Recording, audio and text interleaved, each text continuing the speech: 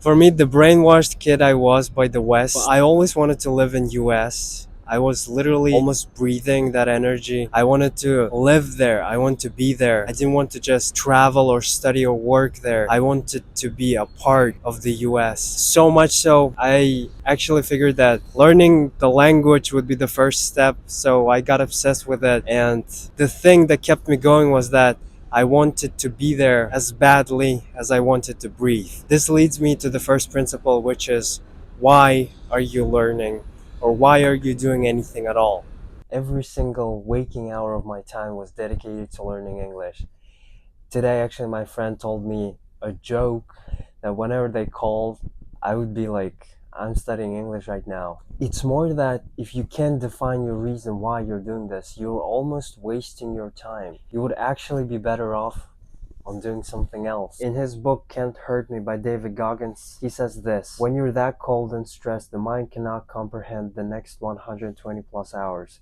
5.5 days without sleep cannot be broken up into small pieces. There's no way to systematically attack it, which is why every single person who has ever tried to become a SEAL has asked himself one simple question during their first dose of surf torture: why am I here? If you can't answer that question, when you're down deep, you really have no reason to stay, so you will probably give up. It's more that when you ask this question, when you ask yourself, you just don't have a reason to stay in that. So you have literally every incentive to leave. Learning language is not that extreme, but this is a almost universal principle that applies to everything. There has to be a reason for doing what you're doing right now. There has to be a reason for living. You might say that, well, I am not going to give up, but it's not about what kind of person you are. It's not about who you view yourself as.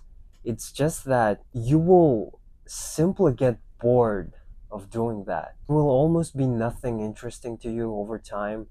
It is still a miracle to me that I learned English to this extent, because I actually tried to replicate this. I actually tried to learn Korean, and I literally systematically tried to study and learn and attack it from every angle for 2 years. It was 2019, August 28th, when Blackpink actually dropped their video, and I was like, wow, I want to live in Korea. The women there are really beautiful.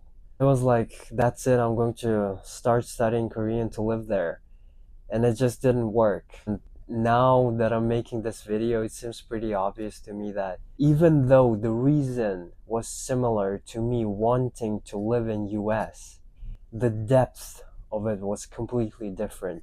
While I was dreaming of being in US, being in that kind of vibe in Los Angeles, like a rock star or something like that, Korea was like, it's really cool, I just want to be there, and the women are really pretty. That was it. This principle is actually not to discourage you, but quite the opposite. Encourage you to do something which you have a reason to be doing. I know, because I still remember that. You might be in kind of a desperate situation right now and want to do something, a lot of things. And you're like, I have to get this done. I have to do it. I have to make this work. But in the long run, some things are not going to work out. And if you don't have a reason from the bottom of your heart, it might just not work out. And for now, if you don't have a reason, just be excited that there are so many more things in life that you can find a reason to live, to be doing that. There's a lot of things in the world. Be excited. This actually leads to the next principle, which is trust the process. It is one of those things that most people miss, including myself and some other activities, that you need to trust the process just for the thing to let the results show up. Just literally think about this. If something doesn't have enough time to work out, the results are just not going to be there. For those who have tried watching videos in a foreign language, especially without subtitles, like a translation subtitles, I know, I remember, I still do, how grueling almost painful it is when you just don't understand anything, and it's a lot like staring into abyss and just thinking like this is hopeless, this is not going to work. But a brain is a miracle machine. Over time you will start to understand whatever it is. You are going to start notice some things and your brain is just going to pick it up. At the beginning I didn't understand like 90% of the words from the subtitles that I was reading. It was like just a jumble of words, just sentences flowing and flowing and flowing. But the reason, again, the principle one, was so deep that I was like, it's just going to work out. I just had so much faith in that. I just kept going and watching it. I made probably the most progress at the time because in 3 months, just 3 months, I improved myself from almost zero, like knowing 100 basic words like water and two, to intermediate level when I could hear 90% of the words, not just read from the subtitles, but I could actually hear and understand them just because I trusted the process and kept doing it. It's like when when you zoom in on the moment, there might be seemingly no progress at all, but if you zoom out to a bigger picture and try to think of it in a longer time scale, there is going to be progress. They're just illogical that the work you put in is not going to pay off. On a long enough time scale, there are going to be results. Just trust the process and keep doing what you're doing. Just think of it this way. If putting in like 4 to 5 years in a skill, it would be absolutely it would be absolutely it would be absolutely unreasonable that you're not going to have results. You would be at least decent at it, right? You would be, it's like top 10%, 20%, like definitely 4 to 5 years of conscious, intentional effort into a skill. It's just going to work out. It's like, it's just logical. If you put in the work, it just pays off. This again leads to another principle that I actually heard from Captain Sinbad, and it's that people, 99% of people don't work hard enough and they don't dedicate themselves for a long enough time. This is a very harsh truth, but it is the truth. People just, first of all, don't work hard enough, and the second one is that they don't stick for long enough. Of course, there's a subset of people who work smart, but if you actually try to analyze that and think about it, they are still working a lot harder than you are. On a fixed time scale, they are putting in more energy than you do, even though they work smart and don't seem to be doing anything. The first principle, the why, was about commitment and setting intention, while this principle is about your work ethic and dedication. How much of your life are you going to dedicate to this? How long are you going to be doing this? Or just how hard are you going to work on this thing? There's almost a funny thing I read on Twitter recently, and it's about people not walking enough during the day. It's so bizarre to me, but I noticed that in myself recently as well. The average number of steps people walk per day is 3 to 4,000 steps. They exercise several times per month.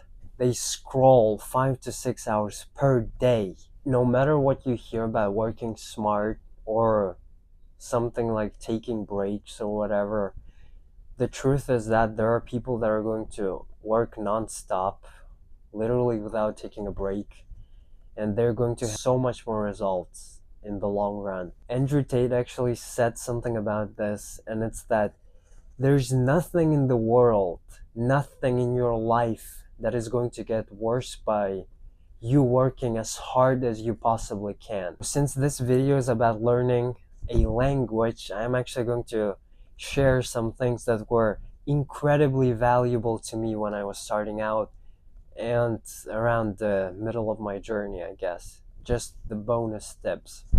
The first one is about sentence mining. I learned about this several years ago, like 3 years into the journey, and it's basically that as you're watching or reading something, perhaps listening to something, there are going to be sentences or like pairs of words that you really like, that you want to kind of use on your day to day, and you just need to write them down. It's like this: since you're already watching something, some media, maybe listening to a podcast, you already like it, right?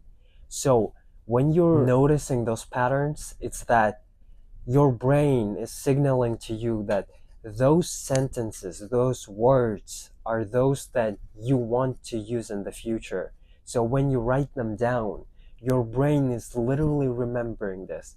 There is something called like an effort rule, which is the more you effort put in into remembering stuff, the better you're going to remember it over time. The example for me was that when I was watching Bleach anime, it was like the first series I started to watch in English. There were just so many words, so many sentences. I was like pausing the video every 1 or 2 seconds and just writing them down. By the end of the first episode, I was like, the entire notebook was filled, and I was like, wow. The funny thing is that I never actually opened the notebook like ever. I just remembered it just because I wrote it down. As you can probably understand, it's a very personal thing, and you should just go with the flow of what you're watching, what you're listening, because like for some people it's going to be weird to want to sound like an anime character. For me it was fine, but just think of those things on a personal level. The second bonus tip is about incorporating the language into your life. This is huge because this tip is actually going to make the language you're learning part of your life. If you're trying to create a new habit, try to start it in the language you're learning, because if that habit is going to stick, your brain is going to literally associate that habit particularly with that language. It's going to be like a new construction in your brain that is only in that language and not your first language. So for me, it was journaling. I literally just started journaling in English. It was horrible. As I'm reading it now, it was like, I do this today, and just so many mistakes. It was like, I write like 2 sentences and I was tired. But I just stuck with it because a lot of people said I like need to do it. So I just stuck with it. And after 3 months, I was like, I just journal in English. That's what I do. When I tried to journal in Russian, it was like weird. It's not something I do. The habit of journaling in English is a part of my life. That's just what I do. You're trying to link the personal with the language. And when you're trying to create something new in your life, it's more that it's being created out of nothing already in the language you're learning. The third thing I want to say is about plateauing when you're learning, especially when you reach like an intermediate or upper intermediate level. It's an absolutely dreadful feeling because you know there's something missing, but you just don't know what it is. You're trying to do everything, you're trying to watch something, and there's just something holding you back. You don't know what it is, but you know there is something and it's just missing. It's an absolutely dreadful feeling. I still remember that. I was in high school in 10th grade. I was supposed to study for TOEFL, which is an international language test that lets you get into universities, and there were just some parts that I was like, I could never make this work, especially the part about speaking. I was like, I understand 100% of what you're saying, but I just can't speak. It just does not come out of me. I was like, this is horrible. This is the end of my life. It doesn't work. I don't know what to do. And it's just so much to deal with. It was almost like a panic. But the best thing you can do is literally just put your head down and keep working. That's literally the best thing you can do. Do not quit. Just when you keep going, after some times, after several months, it's going to be such a blissful moment when it clicks and the plateau is gone. I was like, fuck it. If that doesn't work, at least I'm going to try to make it work. I would literally just wake up at 6 a.m. almost crying because I knew that there were so little results, like so little progress that I was making.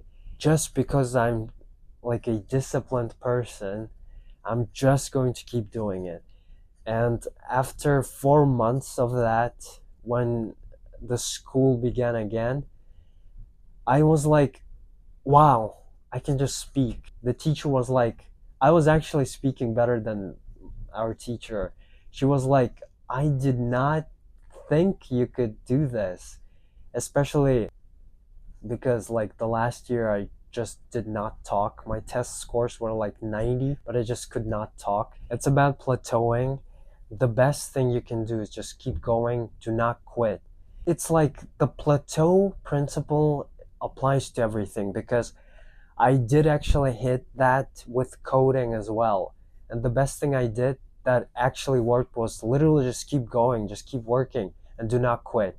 There are going to be results. I promise you, just have faith, just keep going.